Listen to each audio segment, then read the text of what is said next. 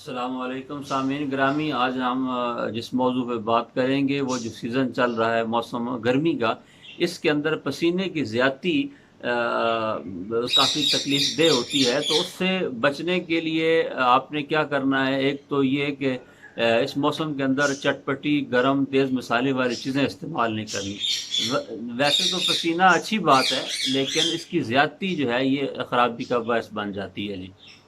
ایک تو آپ نے تیز مسالے والی چٹپٹی چیزیں استعمال نہیں کرنی، دوسرا آپ نے یہ کرنا ہے کہ اس صبح ناشتے کے اندر آپ نے میٹھا دہی استعمال کرنا ہے جی۔ کوشش کریں خشک روٹی ہو، اگر خشک نہیں تو تازہ خشک روٹی بنا لیں، اور اس کے بعد آپ نے یہ 7 دن آپ نے میٹھے دہی کے ساتھ ناشتہ کرنا ہے جی۔ 7 دن کے بعد اگلے جو 7 دن ہوں گے وہ آپ نے پورا ہفتہ جو جو کا دلیہ ہے وہ استعمال کرنا ہے، تو انشاءاللہ آپ کی ہمیشہ کے لیے پسینے سے جان چھوٹ جائے گی۔ السلام علیکم۔